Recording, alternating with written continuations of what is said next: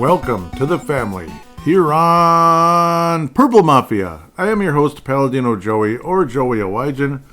Purple Mafia is available on all of your favorite podcasting apps. I thank each and every one of you once and always for downloading and listening to this show. It's a great pleasure to be back on board with you once again today as the Minnesota Vikings cruise over the Houston Texans in an unbelievable, incredibly impressive fashion in US Bank Stadium, 34-7.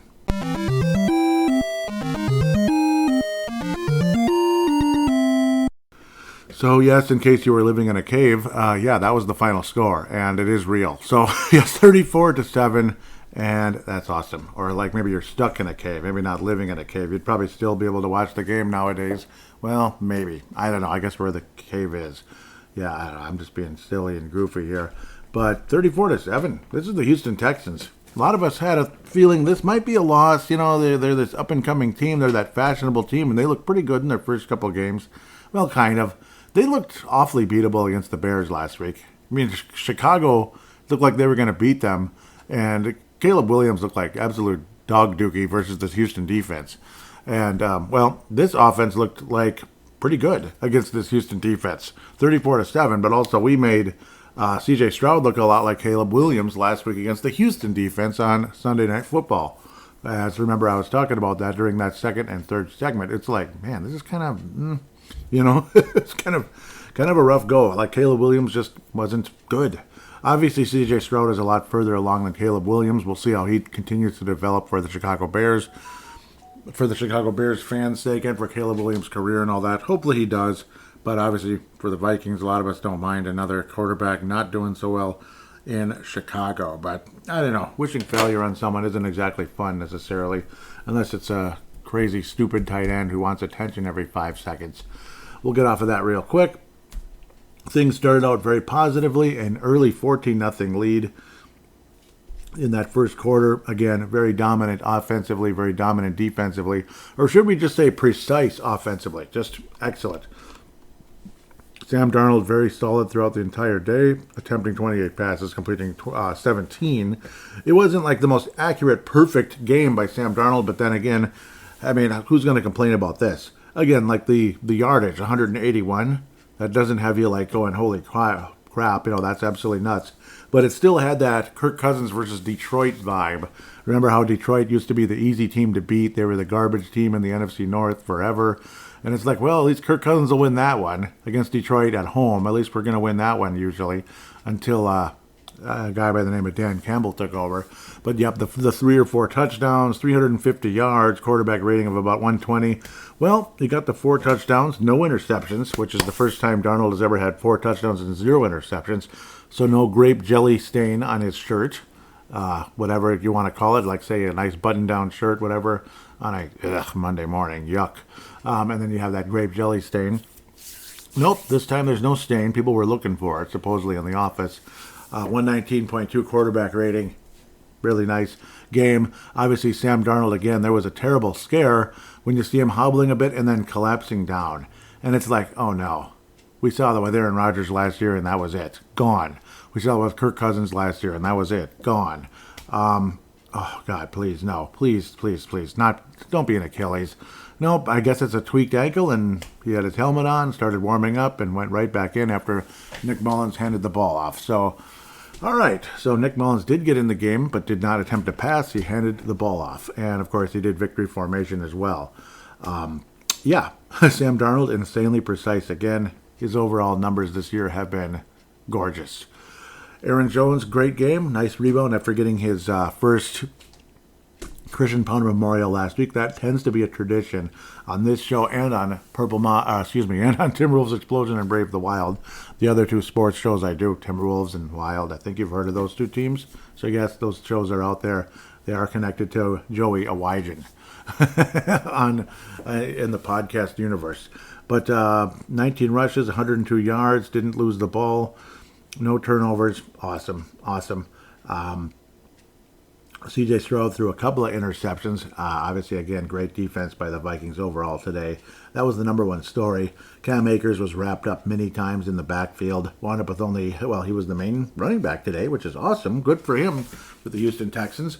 But obviously did not have a particularly good game other than a 9-yard run, which I'm sure that felt good for him. He did get in the end zone with a catch. So there was a catch and little scamper type of play, like a screen play from 8 yards out. But the other two targets were not completed. One catch for 8 yards, but that was the touchdown for Cam Akers, scoring his first receiving touchdown in 4 years. So it's unfortunate for Cam Akers. It's been a while. Sam Darnold, again, first time he threw 4 touchdowns since 2019 as a member of the Jets, when he was, again, the up-and-coming stud quarterback, supposedly, for the Jets.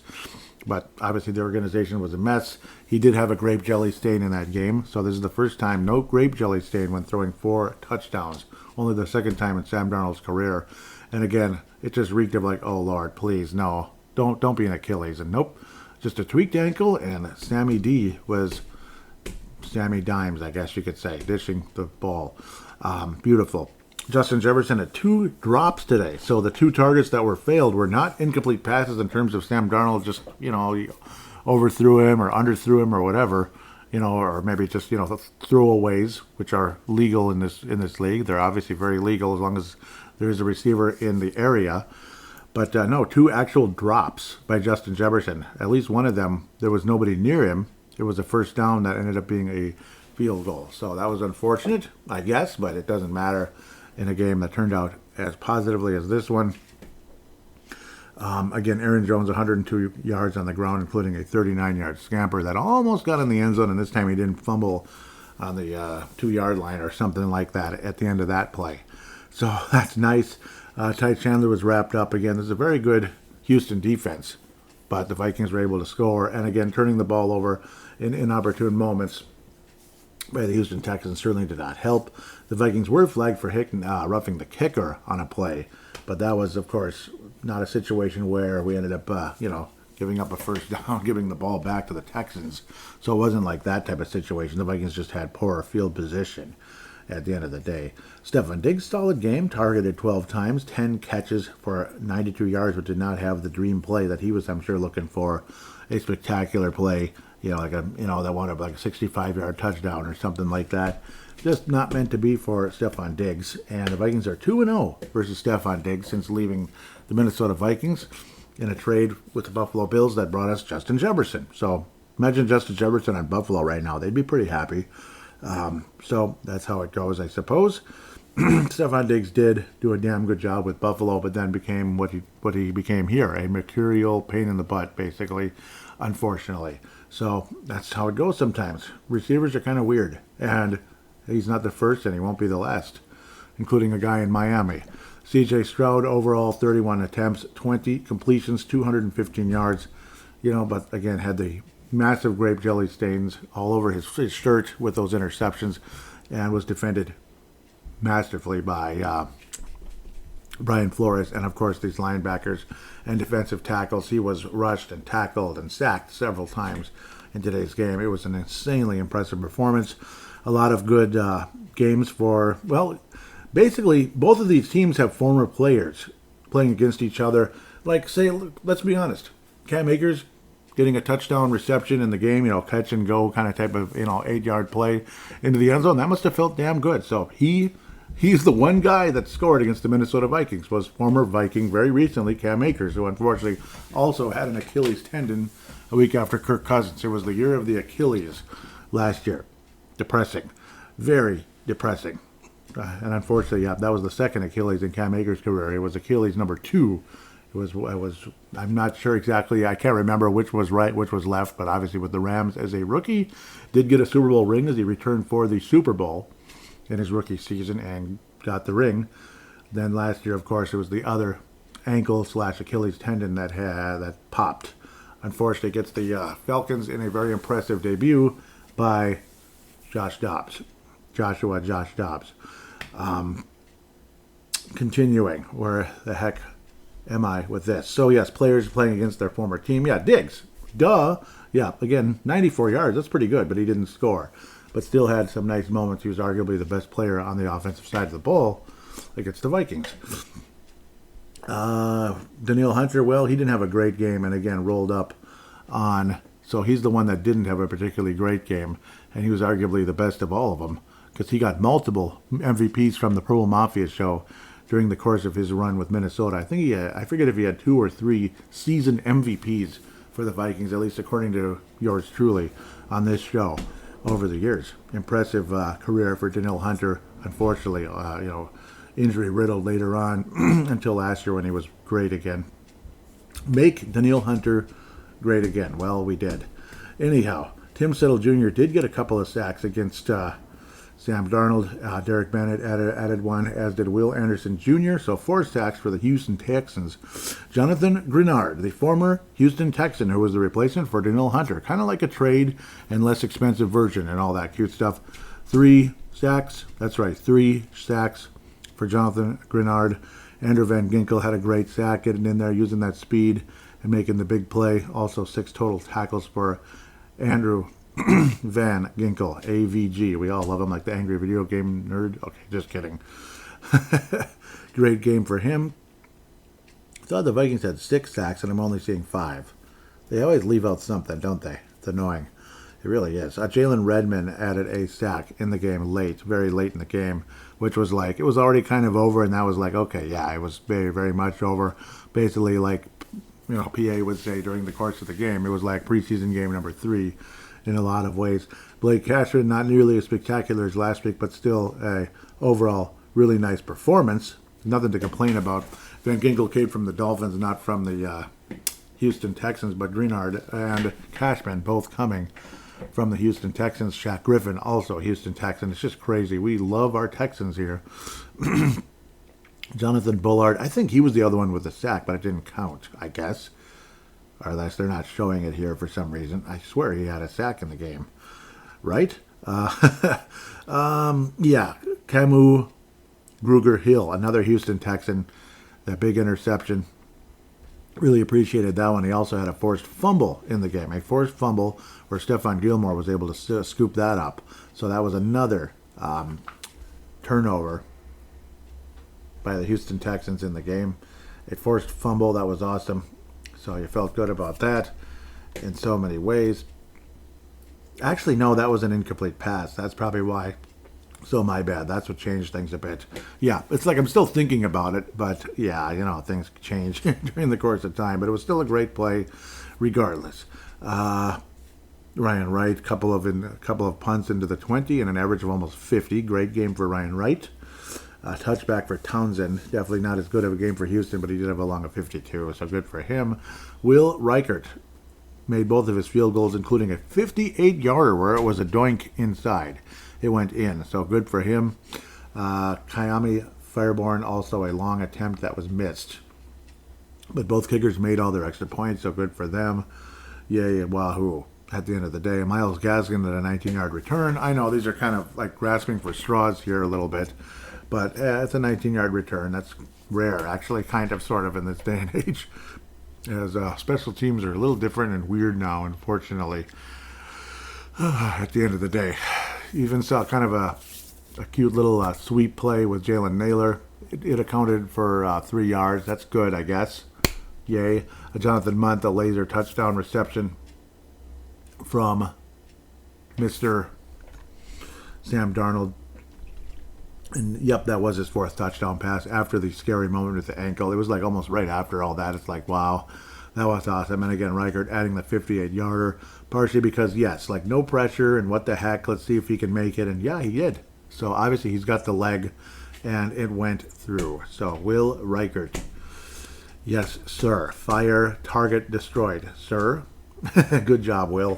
Commander Will Reichert there with a great leg and was able to be accurate enough on a 58-yarder. So nice to know we have a legitimate kicker here in Minnesota, and a lot of people are very happy about that. As Greg Joseph, pretty mediocre. Like, he could make kicks with 40 yards and such. He could make them. He was kind of in and out sometimes. Sometimes he's good, sometimes he wasn't.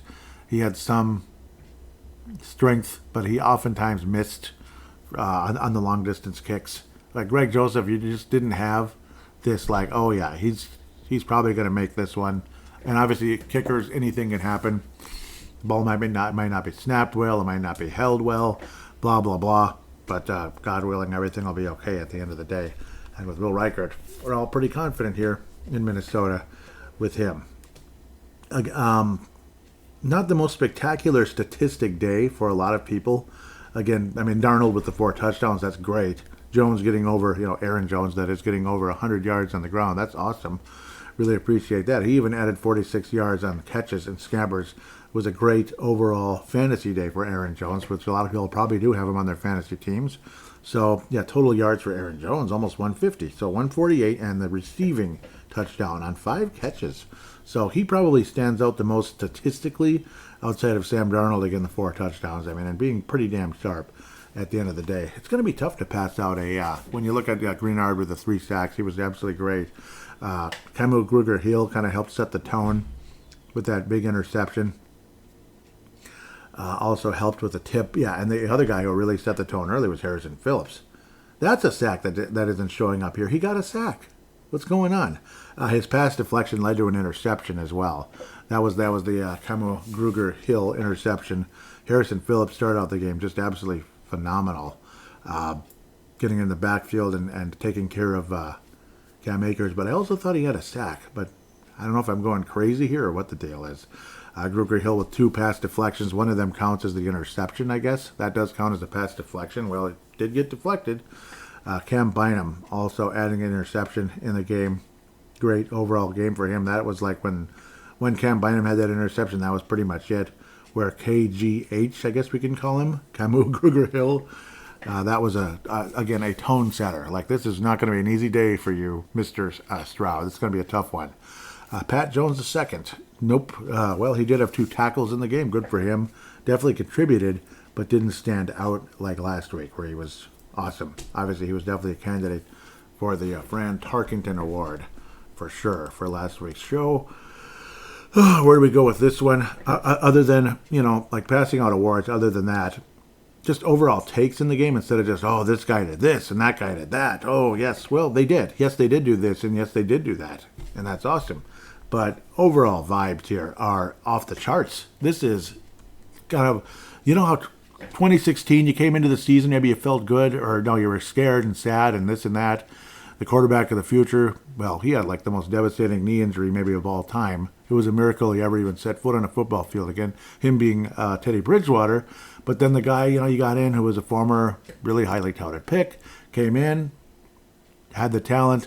But again, Sam Bradford was damaged goods that ended up coming back on us just the next year. Ironic how that turned out into a great season in 2017. But remember those 5s in those first 5 games. That's why I keep comparing this year to 2016. I swear the 2016 defense, at least in those first 5 games, looked like better than anything Mike Zimmer had ever had in his whole career as a defensive coordinator or as a head coach. Even though the Vikings defense was considered number 1 in 2017. But look what happened to them versus Philadelphia. Like, did it even matter worth a damn in the biggest game of all those guys' life, pretty much? Except for ones that may have won a Super Bowl before or after. But, Zimmer and all them. Obviously, he won a Super Bowl as a secondary coach. I mean, it's nice. That's good. But secondary coach, though, that's a position. That's a position coaching job. Not even a coordinator. So, that 2016 team Chicago had 85 Bears level defense, at least early on, before he made the mistake of calling the team soft, or the offensive line soft, and all that. And that's when things started to snowball in the wrong direction for that pretty damn good 2016 Vikings team. You keep coming back and thinking, what could have been had that team held together a little better, and obviously the stinking injuries that came back to really haunt that team very quickly. Obviously, the Bridgewater injury was really devastating, but Bradford was a nice addition, and he clearly showed that he still had some talent.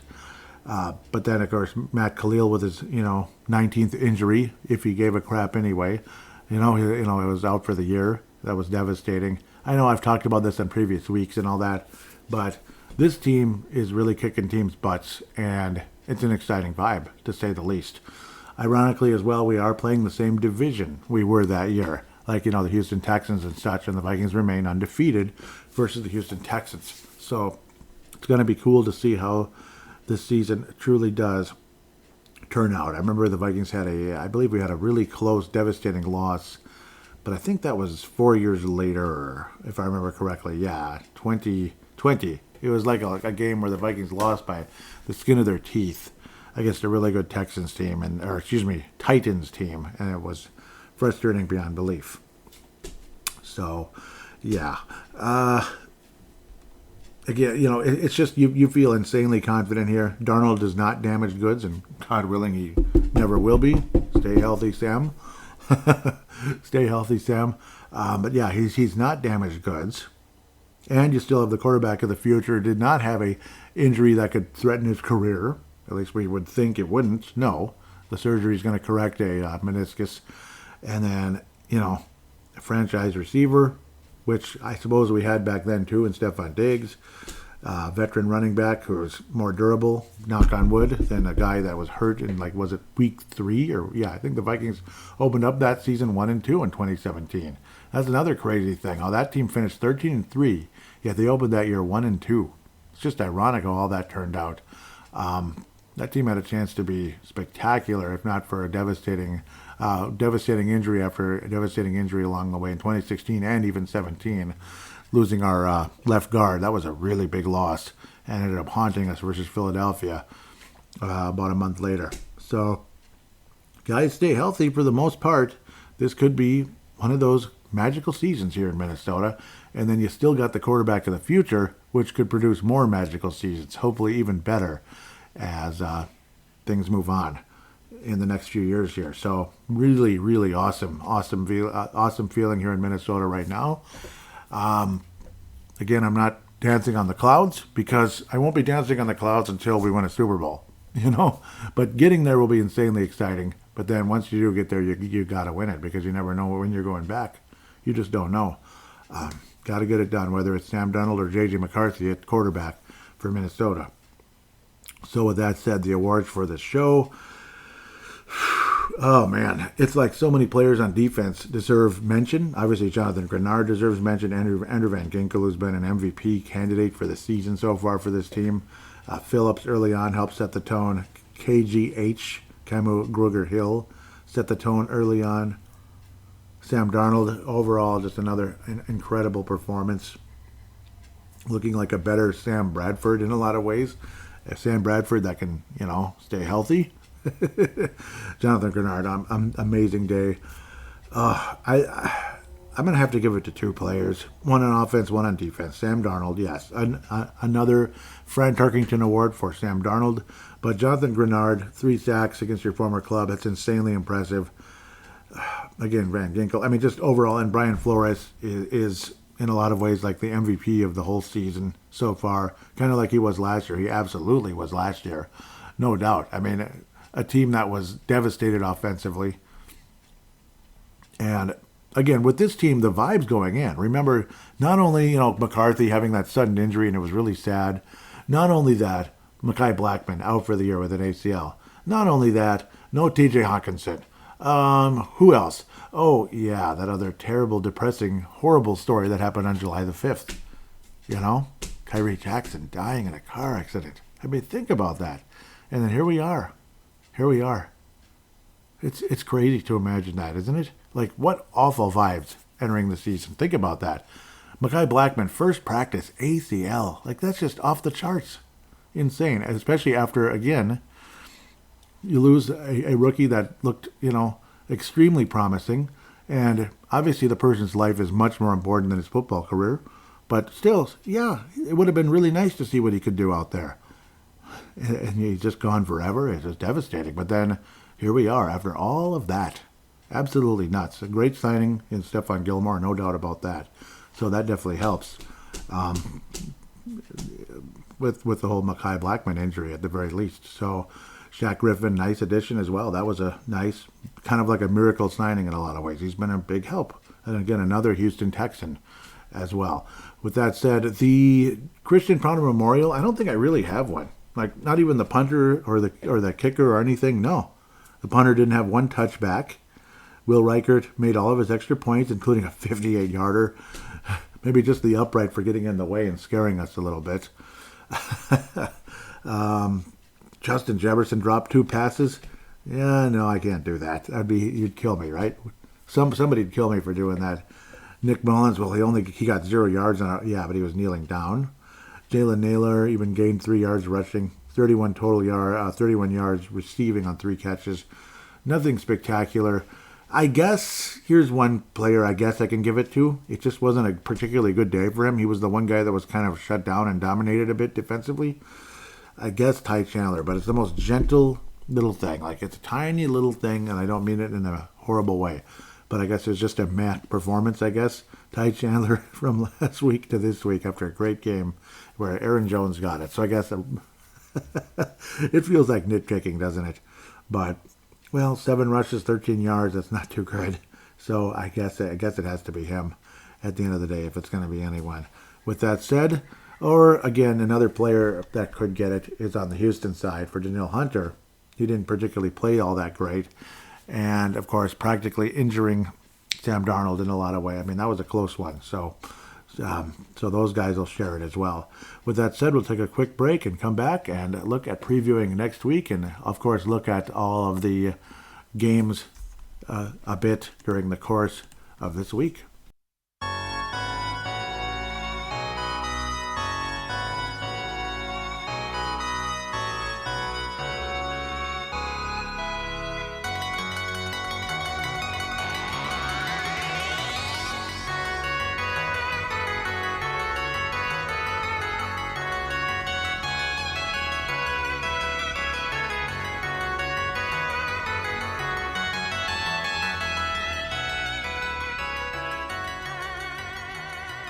And we are back here on Purple Mafia, segment number 2.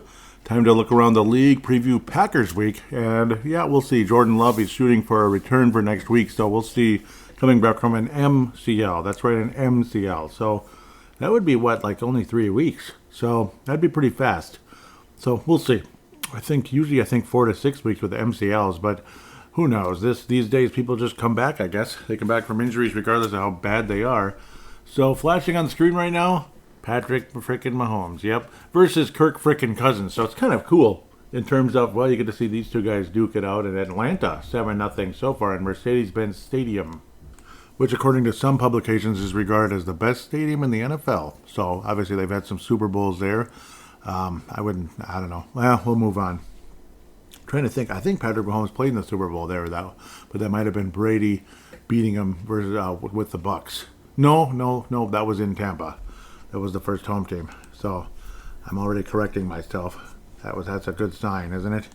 It's just great. So yeah, go Falcons, I guess, at least for one day. Carolina Panthers finally win a football game. Good for them. But yeah, maybe we'll try to get off of that here real quick. I like to try to go in semi-order, like try to go with Thursday night first, if humanly possible. So I thought I had them up. Monday night, there's 2 games. The Buffalo Bills will be hosting the Jacksonville Jaguars. Buffalo Bills 2-0, Jaguars 0-2. Yuck. Cincinnati Bengals really due for a win here. They'll be playing the Washington Corporals. So a 0-2 Bengals team playing against the Corporals. Okay, Washington Commanders. Monday night on ABC. The other one is a little bit earlier, 6:30 p.m. ESPN. That's right, ESPN. Where do we go from here, boys? Where do we go from here? Of course, what's wrong with me? Yes, the Thursday night game, very forgettable. But, the New York Jets beat up on a Patriots team that beat the Bengals in the season opener. 24-3, New England Patriots, who are they? Well, September 19th. The Jets get their first win of the year. No, second win of the year. They did win last week as well. 24-3, 2-1, New York Jets back in gear. There was a weird exchange as the Jets were winning the football game between, Robert Saleh was going to hug Aaron Rodgers, and Rodgers kind of just gave him a look. And, yeah, it was weird. I don't know what that was all about. It was don't hug me or something. Okay. So whatever that means. 24-3, great defense. Obviously, Robert Saleh is a defensive-minded coach with the 49ers in the past. A certain former cornerback that with a big mouth wanted everybody to know that, yeah, Robert Saleh is a head coaching, that Robert Saleh is head coaching material. But we'll get off of that cornerback that played for the 49ers late in his career. But yeah, trash talked Crabtree years before with Seattle versus San Francisco. That should be a dead giveaway who I'm talking about. Anyhow, the Jets, again, commanding victory. I mean, what more do you really need to say? I don't know. I mean, Jacoby Brissett, only 18 attempts, not that great, only 98 yards. Drake May, his career debut, attempted 8 passes and completed 4 of them for 22 yards. I don't know what the freaking point of all that is. Rodgers, pretty good game. A Green Bay Aaron Rodgers performance, 35 attempts, 2 touchdowns. Who knows? Maybe what's his name wanted to run more, and Rodgers is like, bleep you, let's pass more. I don't know, but Tyler Conklin, former Viking, leading the Jets in receptions and yards. What do you think of that? But Alan Lazard, the former Packer, actually scored, along with Garrett Wilson. Tyler Conklin, 5 catches, 93 yards. Kind of cool. Breece Hall, who's looked on pretty positively. Mediocre game, 54 yards on 16 carries for 3.5 per. Braylon Allen, interesting name. 5 yards a carry, though, 55 on 11 rushes. But Breece Hall is the one that got in the end zone. 2 sacks for Will McDonald the second. The Jets had sacks everywhere. They were just smushing the Patriots. Patriots look like crud. My goodness, that's a lot. 2 sacks. 3, 4, 5, 6. 6 sacks, kind of like the Vikings supposedly today, but I only saw 5 on the report card, so I don't know what the heck that even means. It's kind of weird. I don't even know what that means. Huntington Bank Field. Not Huntington Bank Stadium, but Huntington Bank Field, apparently, in Cleveland. Interesting. The Cleveland Browns couldn't protect home field versus the New York Little People. Are you kidding me, guys? Are you kidding me? The New York Little People with their first win versus the Brown Bags, I guess. The Brown Bags. You can fill in the blank as to multiple things that might mean, like Charlie Brown, covering your face, or bags of stuff inside. Yeah. Anyhow, 21-15. What's going on with the Cleveland Browns? I have no idea. Deshaun Watson, and he wasn't bad, really. He was bad. He was bad. He didn't throw any. He didn't throw any interceptions, but he fumbled the ball twice. What a poop head. 25 completions out of 37 attempts, 196. So he found a way to turn the ball over. And old DJ again. DJ Daniel Jones, not bad. Two good weeks in a row. Good job, Daniel. After the Vikings made him look like dog crap. Again, another possible component in that brown bag that the Browns are, the Cleveland Brown Bags. That's a new name for them this year, looks like. They look like stuff that would be in a brown bag. Or maybe green ones. Yeah. Anyhow, 34 attempts, 24 completions, 2 touchdowns, 109.4. Well, I mean, hey, there you go. A couple good weeks in a row for Daniel Jones. Good for him. Malik Neighbors, again, definitely a big help. 2 touchdown catches from the quarterback of Daniel Jones. 8 catches, 78 yards. Malik Neighbors being that franchise receiver. Good for you, Malik. Honestly, good for you, Malik Neighbors. Obviously, again, a mediocre start versus the Vikes, but what do you expect against Mr. Flores' defense? Looks pretty good. Gosh, Andy Reid looks like a fire chief with that hat. He looks like a fire chief. And the Falcons look like, I don't know, like the Bulls in '96 when they had those striped, they had those pinstripe jerseys. Those were actually really cool. The '96 Bulls, remember that team? That was better than the just a little bit better than the 2016 Warriors, in my opinion, even though they won one less game. Yeah, well, the Bulls won one more game. Nudge, nudge, nudge.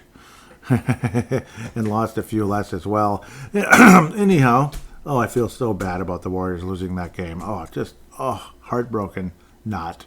Amari Cooper with 7 catches, 86 yards, and 2 touchdowns. Very notable there. Let's keep going. The Brown Bags could not beat the Little People. Next week's opponent, Green Bay Slackers and the Tennessee Titans. That'll be saved for last. A rematch of Super Bowl, whatever it was, in 2006. Tony Dungy beating the Chicago Bears in the Super Bowl. So that'll be the second last one to talk about, or so, possibly. But Tony Dungy getting that Super Bowl championship. He's been on the screen a few times tonight because it's Sunday Night Football. God bless him, literally. Eagles and Saints. New Orleans Saints not quite getting 34 or 44 points or anything sexy like that. They were relegated to 12, and they were hosting the Eagles, who needed to win today. Oh, God, yes. For some reason, I thought they were 0-2. No, they did win the season opener. Didn't they pound the Packers into the ground or something? Or they just beat them, I guess, whatever it was. They beat the Packers with Jordan Love. And the Packers are 2-0 with Malik, not Melo, whatever his name is. Yeah, we'll get back to him in a little bit. It's freaking frustrating. 15-12. Eagles, good win. Remember, Dennis Allen is a defensive coach, so it's like you don't really think of offense with the Saints nowadays.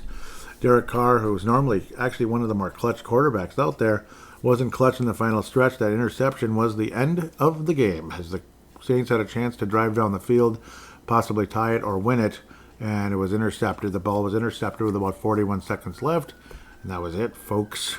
Alvin Kamara did not get 6 touchdowns. He did not get 3 touchdowns. He got 0. But he did have 87 rushing yards for 3.3 a carry, and 40 yards receiving, catching everything coming his way. Jalen Hurts, well, he got the yardage, and he attempted 38 passes, 311 yards, but he had an INT and no touchdown passes. Not a very exciting game unless you're a Saquon Barkley fan in fantasy football, and you're praising the Lord with this one, like Tony Dungy would be doing, praising the Lord. 17 rushes and 147 yards. Doesn't get a whole lot better than that if you're a fantasy guy.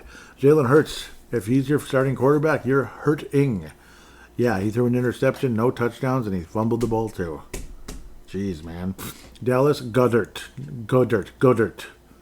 Yes, I know. 10 catches, 170 yards, but no touchdowns because Jalen Hurts doesn't throw touchdown passes anymore, damn it. I don't know. Come on, Jalen. Kind of like you, especially when you played against the Chiefs. I wanted you to win that game. I really did. I really wanted you to win that game, Yeah, I haven't brought that up 15 times already. No, 15,000 times. Brian Breesy with 2 sacks versus the Eagles.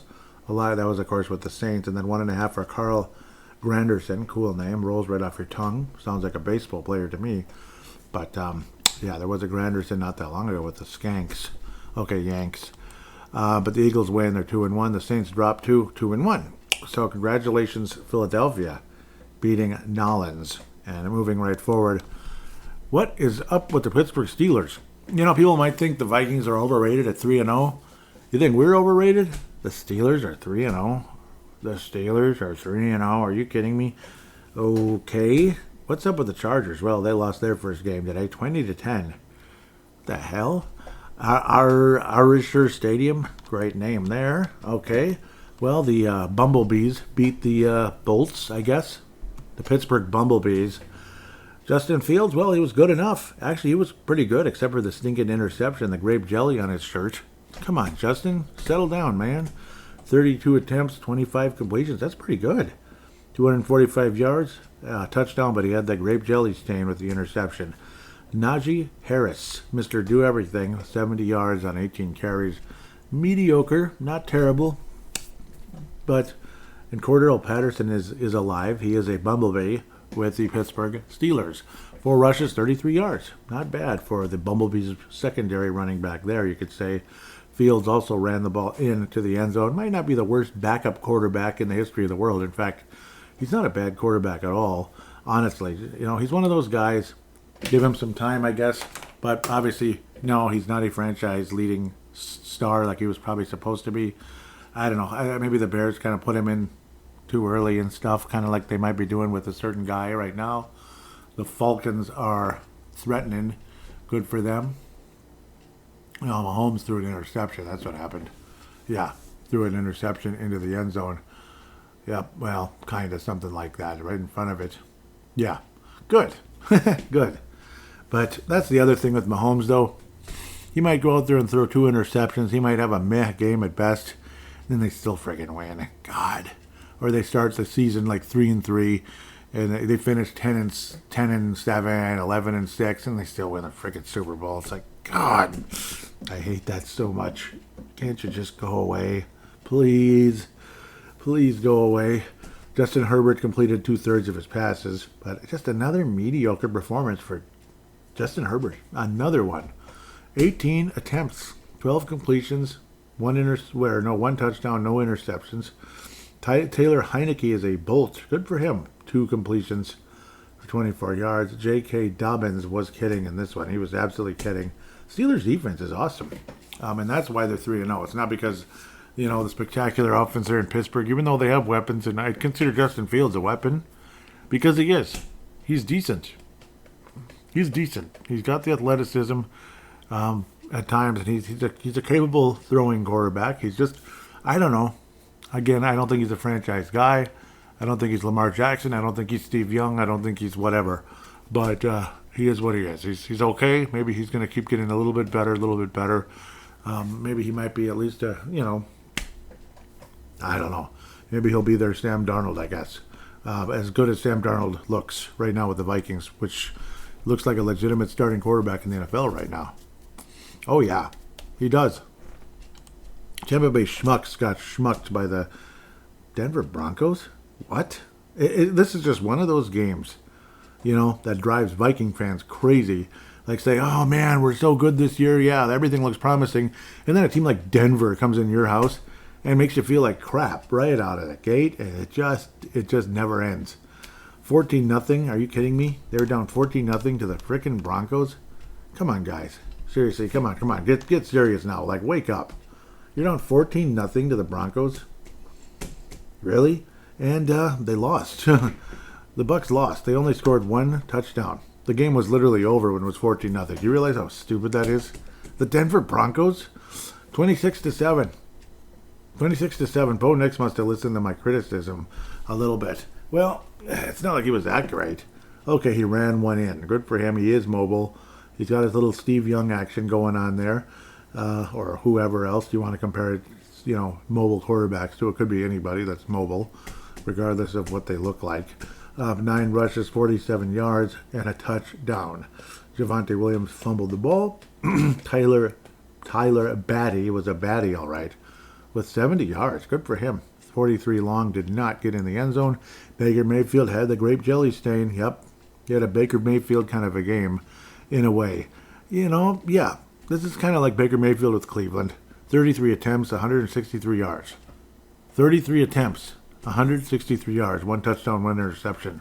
That's what drove Browns fans nuts in the past, even though they were actually pretty damn competitive when Baker Mayfield was the quarterback. They were actually winning football games, unlike with Deshaun Brownbag Washington, Cleveland Brownbag Washington, or Watson, pardon me. Elementary, my dear Watson. I don't know. I can't even say that because he's lousy in Cleveland, Deshaun. I don't know what to tell you. Chris Goodwin with 53 yards and 6 catches and a touchdown. Wahoo. No sacks by the Bucs. No resistance at all. Denver, great defense. How many sacks did they get on Baker Mayfield? 7 sacks on Baker Mayfield. Holy schmuck. Dondria Tillman with 2. Nick Bonito, that comes right off your tongue. Devin Key, Jonathan Cooper, Zach Allen, interesting. Jonathan Franklin Myers with a sack also. And then that Braden Jones with a 37-yard return. And good for him. Wow. Broncos put the whoop on the Schmucks, as they were the Schmucks today. Well, a team that a lot of us looked on as Schmucks, playing against another team that looks on as Schmucks. The other team that is a Buccaneer. The other team that is a Pirate. The other team, well, the one that we would call the Autumn Wind, got beat by the Panthers, 36-22. Wow, they got beat by the Panthers. That's the Las Vegas Raiders. The Desert Wind is a Raider. Doesn't roll off your tongue like Autumn Wind, does it? Well, the Desert Wind got beat by the Panthers, and the Panthers kicked their ass, 36-15 at one point in the game. Whoa, boy, the Panthers kicked their ass. Well, funny when Andy Dalton's your quarterback, the Red Rifle going out to make some more money. And boy, oh boy, he wants that money, boy. Let me tell you, Red Rifle wants that money. Because Bryce Young isn't ready to be a starting quarterback in the NFL. At least I don't think so. 37 attempts, 26 completions, 319 yards with 3 touchdown passes, no interceptions, 123.6 quarterback rating. Great job. Aiden O'Connell completed 75% of his passes and a touchdown. Gardner Minshew with an interception and a touchdown. Mediocre performance. Aiden O'Connell was actually a little better in this one, believe it or not. But the bad versus the bad. The black and blue, literally black and blue. Two lousy teams there going at it. 36-22. The Carolina Panthers had their Gus Frerotte game. Like when the Vikings were like, when we were Tavares Jackson, we were depressed with Tavares Jackson, a quarterback. And then went Gus Frerotte, and then it's like, oh, there you go. Because Tavares just wasn't ready to be a starting quarterback, I guess, even though he had some skill. And then Gus Frerotte, the wily veteran who's done it forever and da-da-da-da-da. Never been great, but done it forever. Well, that's kind of what Andy Dalton is right now with the Carolina Panthers. Well, they won a football game. Okay, that's good. Seattle Seahawks versus the Dolphins. There's another 3-0 team that I would say the Vikings are better than. I think the Vikings are better than Seattle, and I think the Vikings are better than the Pittsburgh Steelers. And if you turn around and lose to either one of these teams, I'd be kind of mad. Seattle or Pittsburgh, I'd be kind of mad. Wouldn't you be mad? Lumen Field, the field is lit, is illuminating, I guess. Miami, there ain't nothing but darkness there. And I don't mean it in any stupid way or offensive way whatsoever. 3 points is very offensive. I'm offended. 3 points by the Miami Dolphins. Yuck. Why do you think I rejected a trade for a certain guy named Tyreek Hill? It was going to be a trade offered to me, even though I'm not that excited about Kyler Murray as the starting quarterback. What did they offer me? Brock Purdy and Tyreek Hill. Normally you'd think Brock Purdy and Tyreek Hill for Kyler Murray. That's the trade of the century. Of course I'm going to do it. Yeah, Skylar Thompson, though. Skylar Thompson. Not Tua. Not Patrick Mahomes or Tua. Skylar Thompson is the quarterback in Miami right now. And who knows? He might be the quarterback rest of the year. Tyreek Hill, 3 catches, 40 yards. That's it. That's like a third receiver right there. And he led the team in catches and, not catches. Jalen Waddell with 4 catches and 26 whole yards. See what I mean? So unless Tua is making some kind of miracle return here, I'm not real excited about the Dolphins right now. And that's too bad because they looked extremely promising. But again, Tua doesn't like playing in the cold. And you're not going to win jack bleep unless you have home field advantage throughout the postseason. Then you might. Dolphins have to be like elite, like 14-3, if they're going to win a Super Bowl. Because if you got to go to Buffalo or something, and even Kansas City, which was actually colder that day, last year, it was an abomination. Geno Smith threw 2 interceptions, and they still killed the Dolphins 24-3. And that's all I need to say. Let's keep moving. I'm dragging this on for no reason to talk about a game like that. Ugh, that ain't football. That's crap. It's horse crap. It's horse schmuckers. Horse schmuckers. This might be the Super Bowl this year. Yeah, probably not. Cowboys hosting the Baltimore Ravens, who finally won a game. Just imagine if they were 0-3. Well, they were whooping on the Cowboys pretty early, and then they let the Cowboys back in the game, them being the Ravens. Lamar Jackson, almost a perfect quarterback rating on 15 attempts. Yay. 182 yards and a touchdown. I don't know. It's just like let's run the ball 50,000 times in Baltimore. Well, it worked, I guess. They had 3 rushing touchdowns, 151 yards for Derrick Henry. Holy cow. Fountain of youth, anyone? Lamar Jackson, 87 yards and 14 rushes. Again, they're just, using the mobile quarterback, using his athleticism and such. And Derrick Henry playing like he did in Tennessee years ago when he was one of the best running backs on the planet. In fact, he was the best a few years ago. Dak Prescott was playing from behind pretty much from the get-go, so he attempted 51 passes trying to earn that $60 million. Well, they lost. Cowboys lost, and they're 1-2. No interceptions for Dak Prescott, but not a great game by any stretch of the imagination, except for he got a lot of yards.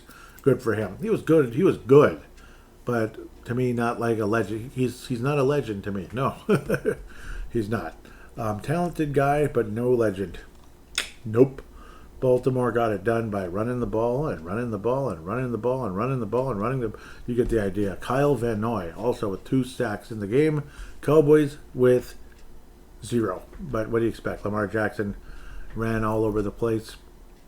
and they handed the ball off 50,000 times as well. So no, yeah, they handed the ball off a lot. Maybe not 50,000, but 39 carries alone with Derrick Henry and Lamar Jackson. That's a lot. So 15 pass attempts in the whole game. So there wasn't a whole lot of sack opportunities for the Cowboys. Even, and either way, they didn't play particularly well either. They really didn't. Classic matchup, Rams and 49ers. Going back into the 80s, heck, back even further before that, into the 70s. But who thinks about the 49ers in the 70s? Nobody. Maybe O.J. Simpson's last couple of years there. And nobody thinks about O.J. Simpson as a San Francisco 49er. But he did end his career with the Freako 49ers, didn't he? Yes, he did. He ended his career with the 49ers, who were Jack Bleep in the 70s. That's why nobody talked about him. Okay, well, the other part of that trade, Brock Purdy, I think he outperformed Kyler Murray today. But we'll get to him later. At least I think we will. 3 touchdowns. Man, I'm sorry, Brock. Maybe I should have traded for you. but the other guy, the receiver, ain't going to do squat unless Tua comes back. Then it might have been a great trade. Maybe I should revisit it and go back and get it. But the 49ers lost the game, even though Purdy had Purdy numbers. See what I did there? 292 yards and 30 attempts with 3 touchdowns and 0 interceptions. Way better game than last week. Juwan Jennings with 3 touchdowns receiving on 11 catches and 175 yards. Juwan Jennings, great day. Jordan Mason, again, some Tecmo football for the most part, and even Brock Purdy, but he lost a fumble, so he did have a turnover along the way on 10 rushes, 41 yards. Jordan Mason, decent game, 4 yards a carry, 77 yards on 19 carries, and did not get in the end zone and did not have a huge scamper or anything. LA Rams, I don't even know who the guy's throwing to anymore. Tutu Atwell, I guess he's okay. I mean, the 2 big guys are gone, hurt or whatever. Disappointing, but they still won the game. The Rams beat the 49ers. Yuck. 27-24. Beautiful, I don't know. I like the Rams color scheme, always have. I don't like the actual logo. I think it's weak as hell. But they kind of had a retro look today on the field and everything. It just kind of felt that way. Maybe it's just me. The logo is weak as hell. Like, I don't know. I like the original old school look. I didn't like the St. Louis Rams look either. But anyhow, the Rams beat the 49ers, and they're both 1-2 on the season. Both teams are probably playoff level teams, and they're 1-2 on the season. Yuck. Nasty start for both of them. Vikings are to thank partially for the 49ers' rough start because of last week. Yes, there's the Cardinals. Detroit versus the Arizona Cardinals in Arizona. The Detroit Lions back on track at another overly close game, which is probably annoying the fans there. Like, every game is like close with Detroit, except when they lose. Yay, we barely won. But then when they lose, it's like a blowout. They're kind of like the 22 Vikings a little bit. 20-13 victory for Detroit. Jared Goff was solid and everything. Kyler Murray was below average, in my opinion. 76.5 quarterback rating. God, maybe I should have traded his ass. Even with, what's his name, probably going to get like 30 yards every week. Tyreek Hill, unless Tua comes back. Or they bring Tom Brady out of the booth. Yeah, I know they're not going to do that. 34 attempts. What a mediocre game. 207 yards and 34 attempts. That sucks. Sucks. And they had no running game at all. James Conner, come on, man. 9 rushes, 17 yards. Are you serious?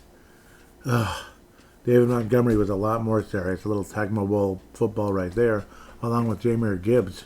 Great game on the ground for Detroit. Jared Goff did have a little grape jelly stain with the interception, but he threw two touchdowns. Was very efficient outside of the INT. Amon-Ra St. Brown was fantastic. Thank you, Kwesi Andova-Mensah. He scored the touchdown there, 75 yards. And then Jahmyr Gibbs also had a touchdown on one catch, or whatever it was. So, yeah, whatever it was. Jahmyr Gibbs, weird game for him overall. Jahmyr Gibbs had 16 rushes, yes. David Montgomery, 105 yards on the ground as well. So, Detroit ran the ball super well. 39 carries, just like the Baltimore Ravens. Jared Goff ran the ball through. Well, yeah, it was 3 times, scrambling a little bit, but nothing too crazy. Detroit Lions are second place in the Divisione. As, 2-1 on the year are the Detroit Lions with a win over a mediocre Arizona team in Arizona. Game that just wasn't all that well played by the Arizona Cardinals, generally speaking. Detroit had one sack. Aiden Hutchinson again getting one there. Mac Wilson Sr. with a sack, along with Dante Stills of Arizona. With Detroit, well, they're hanging on second place behind the first place Purple Club that plays in downtown Minneapolis, and next week we'll be playing in Green Bay, Wisconsin. It's going to be very, very, very, very, very, very, very, very, very interesting to see how the Vikings can perform in Lambeau Field next week. I mean, super duper interesting, to say the least. Again, Cincinnati will be hosting the Washington Corporals or Commanders, whatever they're called. 7:15 Central Time and ABC. 6:30 ESPN. Buffalo versus the Jacks. The Jaguars. Out of England. I'm just kidding. I always thought something like that might happen. Colts and Bears, rematch of the Super Bowl years ago. It was it wasn't a good game at all. Indianapolis was way better than the Bears in that game. Put it this way, Peyton Manning versus Rex Grossman. I mean, who do you think is going to win that game in the Super Bowl situation? I don't know. I don't think that's too hard. Lovie Smith versus Mr. Tony Dungy. Yep, well, that's what that was. It's crazy to think that was almost 20 years ago. Kalen Williams threw a touchdown pass. He threw a couple of touchdown passes. Caleb Williams, easily his best game of his career for the most part. Anthony Richardson continues to be pretty lousy. 50%, 10 of 20, 167 with an INT. Jonathan Taylor literally carrying the Indianapolis Colts on the offensive side of the ball. Did I say literally carrying them? Yeah, he did. 110 yards, 2 touchdowns, almost 5 yards a carry on 23 carries. Anthony Richardson did manage 24, but whatever, man. Caleb Williams threw for 363 yards and getting his first win. No, he did not get his first win. They lost. But a good game by Caleb Williams, though more impressive than last week versus Houston. 2 touchdowns, but he did throw 2 interceptions. But at least there's a spark. There's something there. Where last week it just felt like you're watching a guy he's just not ready to do jack squat. This week you felt a little bit more out of Caleb Williams, who again is at this time the future of the Bears.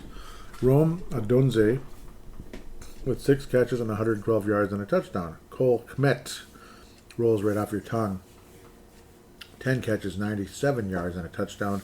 DJ Moore also played third receiver role in this game. No, he was the second or the first. Odunze, the third receiver, did the best in the game. DJ Moore, 8 catches, 78 yards, no touchdowns. But he did have a 44-yard play in the game. The running game did not work so well for Chicago, and that kind of hurt them down the stretch.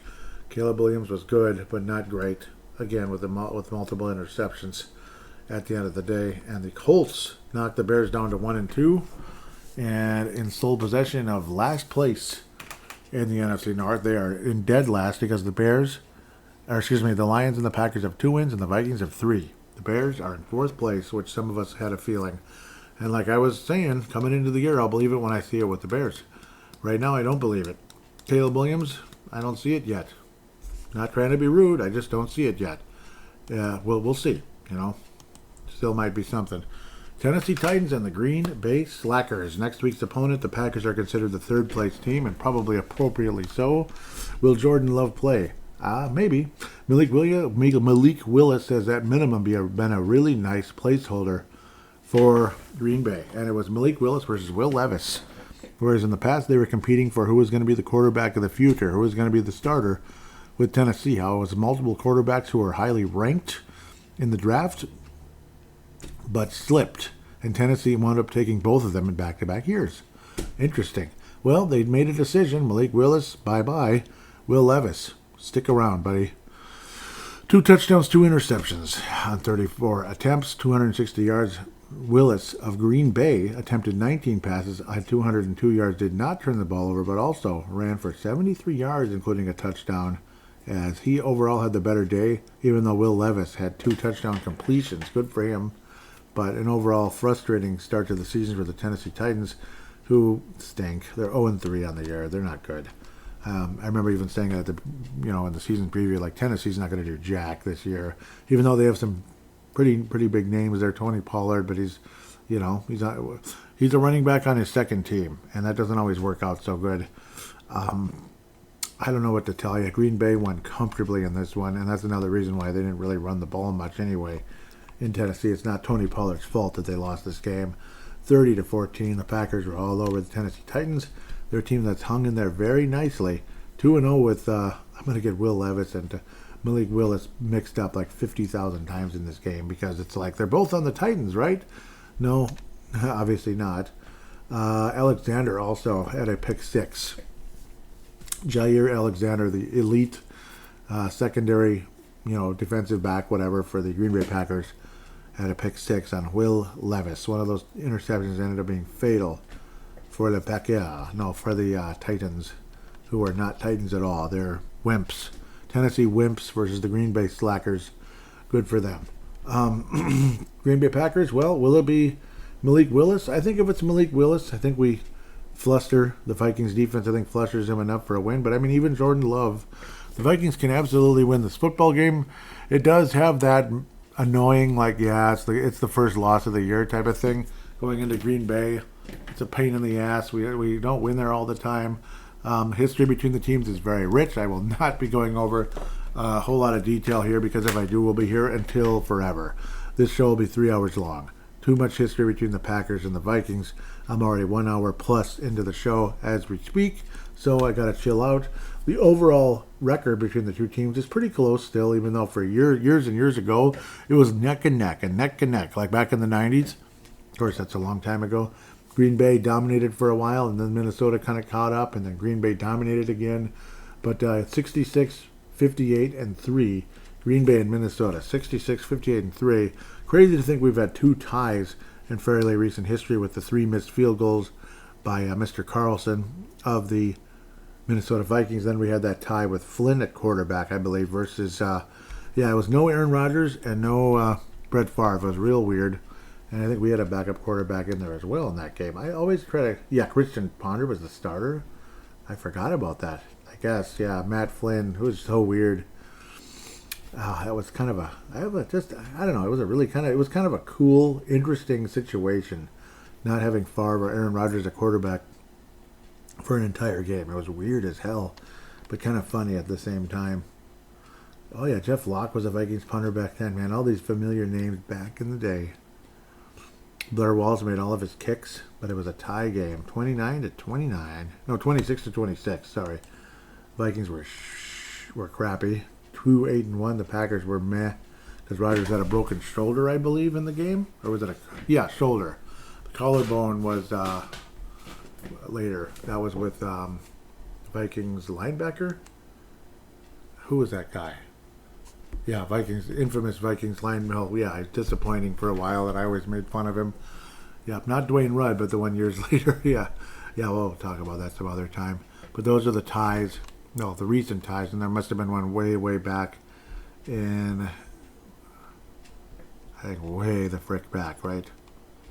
When was the other tie? Yeah, the Packers dominated the Vikings in the early days, all the way up into the mid-'60s, and the Vikings did really well in the 70s, and da-da-da-da-da-da-da-da-da-da. So, there's the other tie, 1978, 10-10, meh. That was the end of the Vikings' 8-game winning streak versus Green Bay. Interesting.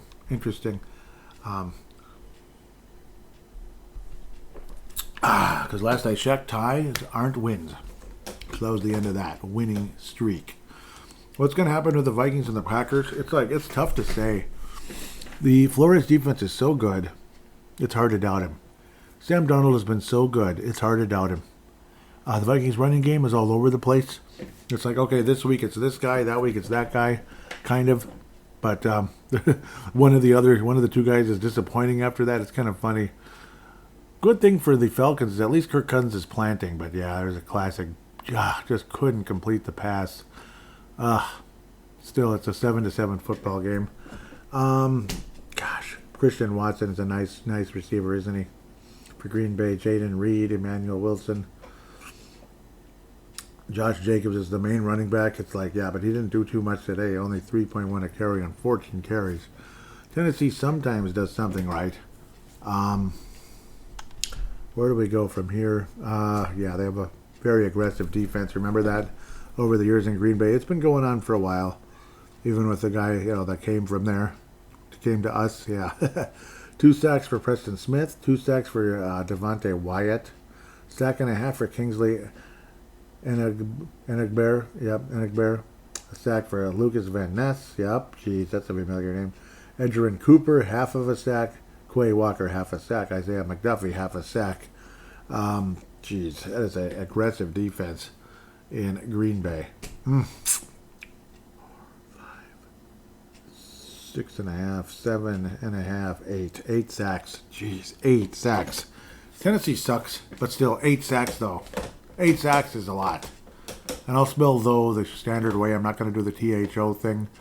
Yeah, I'm not lit. I'm not hip and cool, man, like all you Gen Zers out there. I'm just not lit enough for you, am I?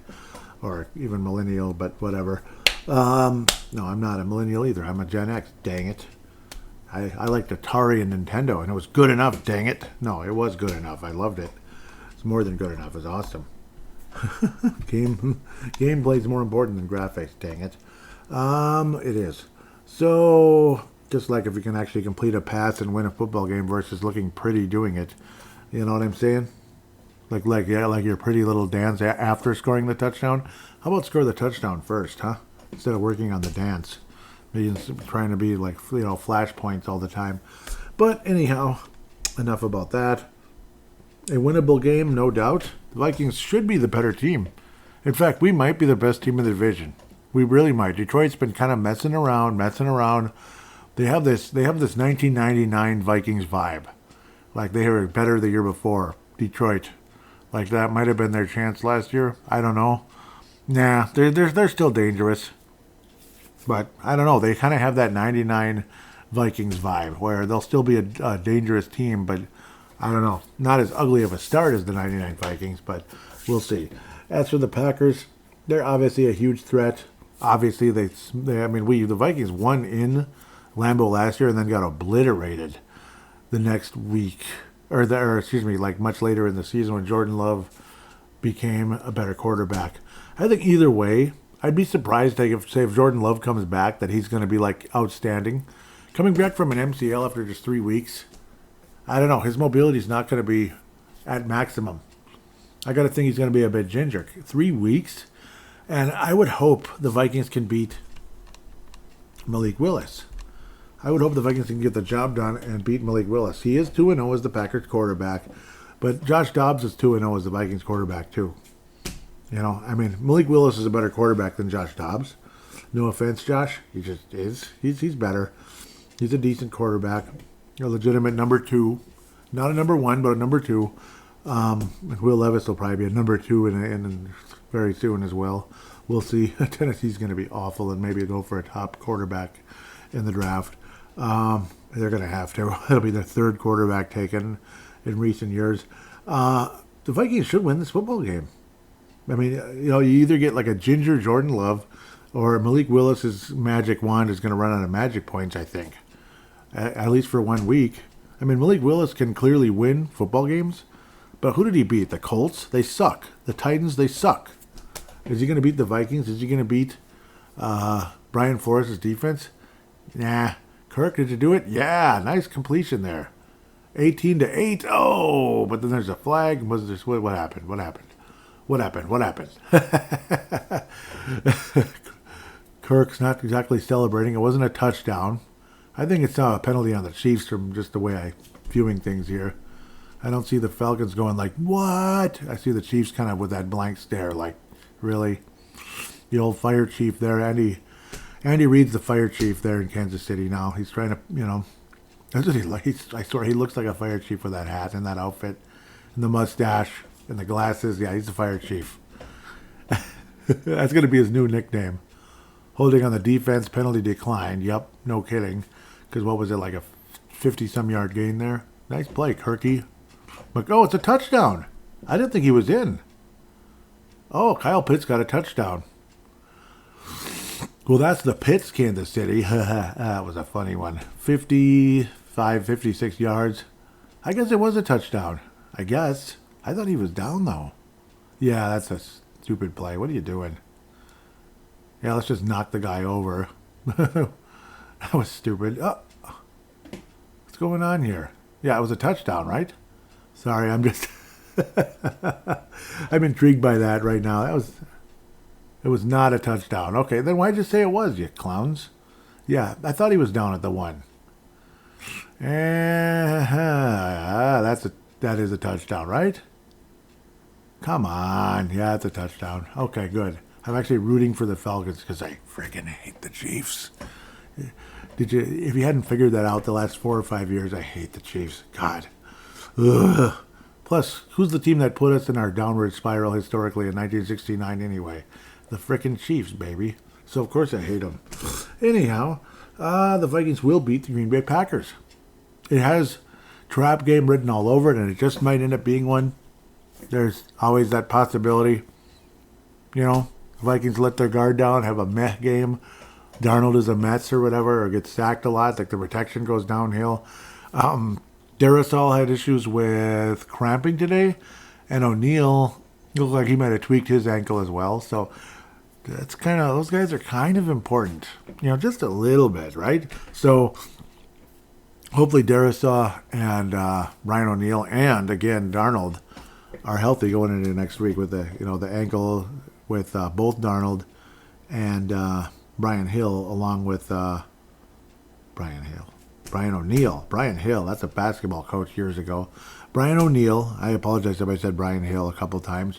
Brian O'Neal, yeah, okay, you get the idea. O'Neal, the tackle, yes. And Christian Darrisaw with the cramping. Hopefully both of those guys will be pretty healthy going into the Green Bay game. And the protection is good, and Darnold will be as mobile as he's been. Praying for health there, of course. But I think the Vikings are going to win the football game. It's going to be close. It's going to be tight. It's not going to be a blowout like today. Or maybe it will be, but I'm not going to predict a blowout. If it is, awesome. Final score, Minnesota 27, Green Bay 20-something, 24, 27-24. I think I might have picked that last week too. Yeah, it's becoming kind of a lame, cop-out of a score. Should I stick with that? I don't know. Yeah, 27-24. I think last time I made a bigger difference. But the Vikings will win by 3 and win the football game and be 4-0 going up against the New York Jets with a odd schedule, our first odd scheduled game after that. So that's going to be fascinating to talk about Aaron Rodgers and see how things go against the Vikings versus Aaron Rodgers outside of the country coming up soon here. But for now, one more nooner at least for me to enjoy. Vikings win in a close one versus the Packers. Could be 24-20, or I'm sticking with 27-24. Vikings defeat the Packers by only 3, but the Vikings are 4-0 and escape a weird, funky game. With that, we'll take a quick break and hear from you in fan interaction.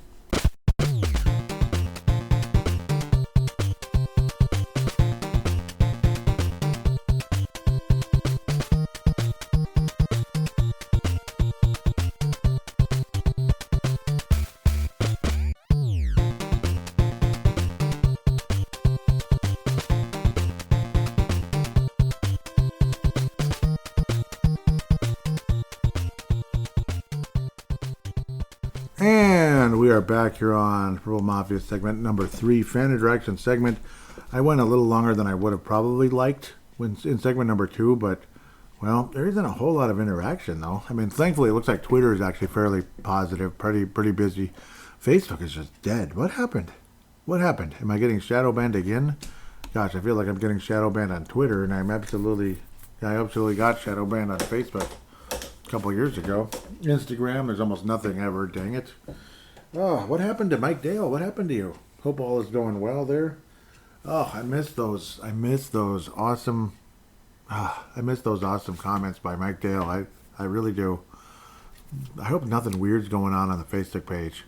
Like people's posts aren't coming up. Somebody let me know if something funny's going on. I know something weird was going on with Dave Hickey's attempts to talk to me on there. So I don't know, but he's gotten on Twitter X, whatever. Mike Dale, Mark Carlson. I know Mark gets busy a lot. He's got, he just does other things. I don't know. It's just, basically it's like he has a life. Yes, we all do. We all have a life. We get busy. I somehow, some way find a way to do the show while still having somewhat of a life doing this, much to my wife's chagrin, I'm sure. Yeah, I know. I know. That's a little inside information that probably doesn't need to get on the show, but yeah. Yeah. Yeah. Facebook page, Purple Mafia Show. It's probably impossible to find because it's just, it's not what it needs to be. Would like to be able to update it where it could have more of a memorable website rather than just a bunch of jumbled nonsense. But for now, there's jumbled nonsense in the show description. If you want to join the Facebook page, please do, to make this page more active and get it back to work somewhat where it was before. Otherwise, there is a link to the Twitter account as well in the Facebook page, and it's very simple, at Purple Mafia Show, and it is also on the Facebook page, even though, I don't know, weird things have been going on with that as well for quite a while, much to my chagrin. It's a big bummer, to say the least. It's a chagrin. Oh, yes. Oh, man. Yeah, Tanae, like nobody's around. Yep, Tanae last week was, but, people get busy. You have a life. I know. But maybe you're cautiously optimistic and are afraid to say anything. I can understand if that's part of it. But the Twitter is fairly active, so that's a good thing. So, yeah, Rhino last week, it looks like he kind of jumped on board. Vikings Uncensored podcast. Cool. Hope you listen to Purple Mafia Show, Rhino, just in case. And if you do, let me know, and check out yours as well. Dave Hickey was saying I forgot to mention Patrick Jones the second. He has to get a Golden Award, too. Who did I give it to this week? Yeah, I give it to 2 on both sides. I gave it to Ty Chandler, got the Ponder. And, of course, Daniil Hunter got it because he's, he almost injured Darnold. Otherwise, Darnold and Grenard got it for the Fran Tarkenton Award, yes. Rhino was saying, somewhere Zimmer is smiling. That was when Travis Boyd made that mistake. I believe that was Sunday Night Football. That's why I wanted to make sure I read this here. Because I think that was after the show or during the show, but I don't know what happened. I don't think I got to that. Yeah, he was laughing because Travis Boyd with another freaking special teams penalty. Like, oh God, what a goofball. It was funny. Rhino, Vikings Uncensored podcast. Listen to both of us, dang it. Yeah. Dave Hickey out of Iowa says, did you ever think the Vikings were going to get it done? I was getting nervous until Ward got that interception/fumble. A dominant defense. I love it. Yep, and it was even better today versus the Titans. I mean, they made them look like garbage. They made them look like absolute garbage. I posted so we'll see how the rankings go this upcoming week. I got to think it's going to be good. Apparently the Vikings went up 22. That's impossible, though. That can't be right. The Vikings did not go up 22 spots to be at number 11. Oh, I get it. Maybe they were ranked number 22 because we were not considered to be a serious team. We had, we had Sam Darnold. Gosh, he hasn't done anything at starting quarterback, and we were mediocre last year. Well, so we went from 22 to 11. I guess that's what that means. So go us. But again, we saw 11 after beating the Niners. Well, we'll see. I got to think the Vikings will be single digits this week. I wrote no love, and Tanae Brown liked that. So we'll see. I'll be posting this probably weekly, at least on Twitter. I did post it on the Facebook and got no response. So what the hell? Maybe on Instagram I'll post it too and see if something happens. But Instagram, I don't know. It's really hit and miss right now. Purple Mafia should be doing better on Instagram, but the problem is I didn't open Instagram years ago. I'm always a day late and $1 short with everything. Damn it. You think I'm happy about that? I'm not. I'm not at all. It pisses me off. I'm always late to stuff, and it's depressing. Gosh, nothing. Absolutely freaking nothing on Instagram. And that one's really easy to find. Purple Mafia Show. Really easy to find. So any of you that are Instagram fans, please follow Purple Mafia Show. Please. That'd be nice. That's also in the show description. Mad Mutton out of Northern Scotland says, I will take it. Get gets 7 on this opening drive and let the D cook, and boy, did they ever. Yep, I'm really sorry. I was very non-responsive today, wasn't I? So that's not helping at all. But keep these coming, and I really appreciate it because they will be read, and I'll interact with you in semi-real time here, I guess. Dave Vicky says the D has been cooking all day and slinging Sam Darnold. That's a good one, slinging Sam. Yep. Mad Martin says, what a joy to watch after years of one-score wins or losses. Feels so good. Yes, that might be the tweet of the week right there. I mean, seriously, that might be the tweet of the year so far. Because, all these close freaking games, and they're depressing. That's kind of like Detroit now. Detroit's having all the close games, and they're just not that great, Like, they haven't been that good. So, Vikings might win the division this year. And then, in fact, there's a pretty good chance they're going to. And then, all bets are off, folks. Again, like I was saying earlier, I won't be dancing on any clouds until we win the Super Bowl. But let's if we do get there, let's win it, dang it. Let's win it. Let's not just get there and be the team that lost and then, be the team that will always be remembered as the team that lost the game, like the Falcons years ago. Look at the Falcons. They're still waiting. And they're probably not going to win anytime soon. Would you want to be that? It's depressing. Cincinnati's waiting. You think they're going to win, and, well, they started 0-2 this year. The next year they got beat by the bleeping Chiefs, and they talked all this bleep. That was so annoying to listen to. Then they get beat by the Chiefs by the skin of their teeth, but again, they lost. And the Chiefs rubbed it in their face, and because they're big jerks, especially that tight end who I hate, or can't stand. Maybe I don't hate him. And then the next year, they didn't even make the playoffs. Burrow was hurt so bad, they couldn't even make the playoffs, despite decent play by, what's his name now? Jake Browning. I was like blanking in my head here, but then it came back. Anyhow, Mad Martin says, I'm finally enjoying a season after years of frustration. I need to vent. I've no need to vent yet. Yep, that's a different way. Yeah, that's how they talk over there across the pond. I've no need to vent yet. I like that. I think this show is due for a call-in from Mad Martin. You want to, Dave? Please. Northern Scotland would love to hear from you. And Dave Hickey, you're welcome to call in too. Let's hear from the Daves. The big boys there. Gerald String, who's called into Freedom of Thought. Had an awesome, huge call-in about, was it 3 weeks ago now? That was really something. More than welcome to do the same here on Purple. Man, especially if they win the Super Bowl, I can imagine a big call, like something that goes on for several minutes, because it's like all the emotions coming out. Oh, the heartbreak, and it's over. Okay, now I'm talking about winning Super Bowls again. Stop. Okay, sorry. Let's get there and do it first before we talk about it, right? Dave Vicky says, I love the way this game is playing out through the half, other than the officials overturned the Schultz fumble, and the crowd is causing trouble for the Texans offense. Yeah, that was really frustrating. I didn't even mention that in the first segment. Yeah, it's like, ugh. Yeah, that was really frustrating, and they overturned that. It's like, really? Did they really just do that?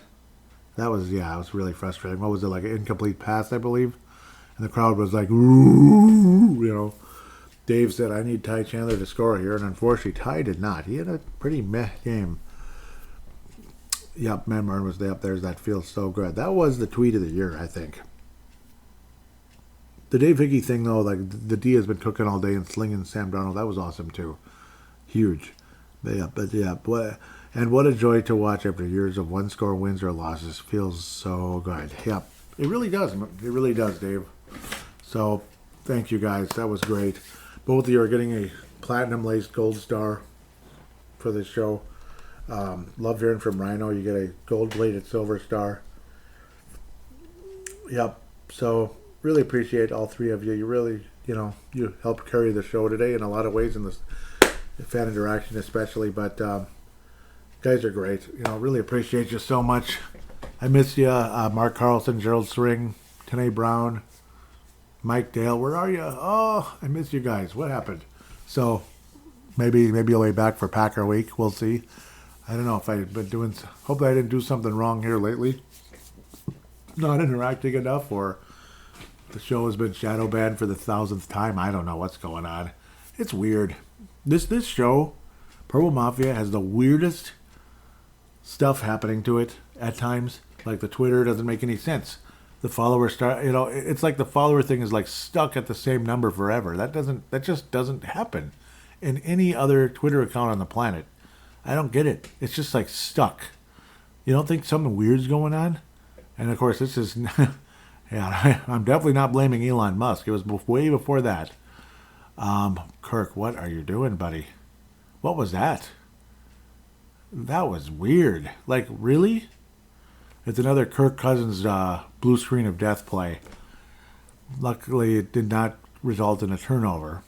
So that's good. For the Falcons, anyway. But anyhow, what was I even getting to? Yeah, it just kind of sits there. The Facebook page got kicked off. The show numbers are all over the place, like up, down. Well, the numbers are fine. But the other thing that doesn't make any sense is on the Spotify account, the Spotify for Podcasters account. It doesn't make any sense.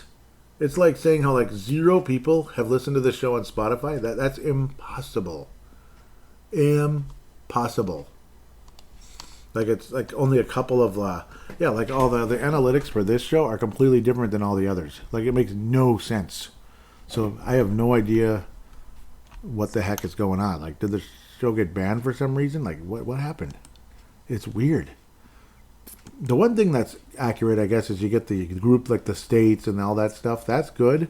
But it's the platforms that make no sense. You really think 63% of my listeners listen to the show on a web browser? That's impossible. Not possible. And then 24.6% on Apple Podcasts. That's very possible. Player FM, okay, I'm sure that's possible. And then 10% on other, whatever that is. It's just web browser? Do all of you listen to the show on a web browser? Like you just go to whatever the Spotify, but then like 0 on Spotify, and it does show that 0 on Spotify. It makes no sense. Absolutely 0. So something, like Macintosh, not iPhone, Macintosh, like a computer. It doesn't make any sense.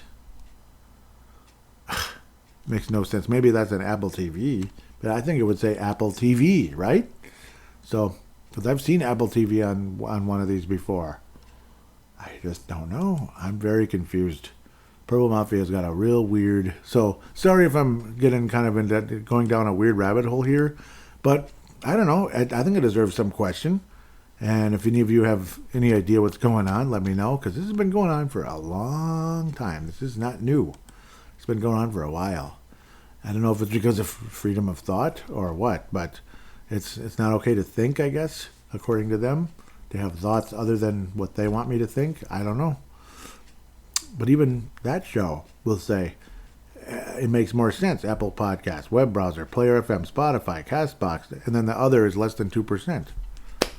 Yeah, it's not a web browser of like 70%. That makes no sense. So, thought I'd throw that mini rant here at the end. Sorry, because there wasn't too much fan interaction, unfortunately. But I guess that's kind of my weird mini rant. Other than that, welcome to fall. It is officially autumn now. A lot of people think autumn is the best season of the year. I like it. I don't like the dark mornings, though. I don't like the dark mornings. It's very hard to get up, and it's often kind of moist in the morning, too. I'll take spring. Spring is sunnier and drier in the morning. Spring is beautiful in every way you can imagine, except for the rainy days. But same thing in the fall. Like rain is flat depressing in the fall. It's like constant and dark and blech when it rains in the fall. So spring, to me is number one. Fall is like tied with summer. I don't know, in its own way. Summer obviously has its great things, and fall has its great attributes as well. Obviously the sports and such, and the cooler, drier temperatures. But yes, welcome to fall. Do enjoy. Hope you're enjoying the cooler weather that's been around, at least in this part of the country. Minnesota, Iowa, you could say, because those are the 2 number 1 states that listen to the show. Always curious. Who's number 3? It's Virginia. That's interesting. So now Minnesota's number 1 again. I mean, Iowa was number 1. Now it's Minnesota, I guess. Who knows what this... Oh, this is the wrong podcast. I brought the wrong podcast. Sorry. That's really funny. Okay. Yeah, Iowa, I think, is still number one for Purple Mafia because Minnesota hates me for the most part. And that's okay. As long as Iowa loves me, then I'm happy. Yeah, Iowa's number one, Minnesota number two, Hawaii number three. Aloha, Hawaii. Are you Viking fans over there in Hawaii? And if you are, please say hello. Please, please say hello. 14% of my listeners are from Hawaii? If this is true, like God only knows. But if it is, say hello. I haven't met one of you. The Facebook, Twitter, Instagram, that's all in the show description. Say hello, please. Aloha. Aloha, Hawaii. Please say hello. I'd love to meet somebody like this person from Hawaii. I'd love to be able to say that. That'd be awesome. Maybe you have in the past and it was like years ago. I don't know. I remember people from, obviously, of course, Mike Dale, New York, the state, Indiana. That was Todd.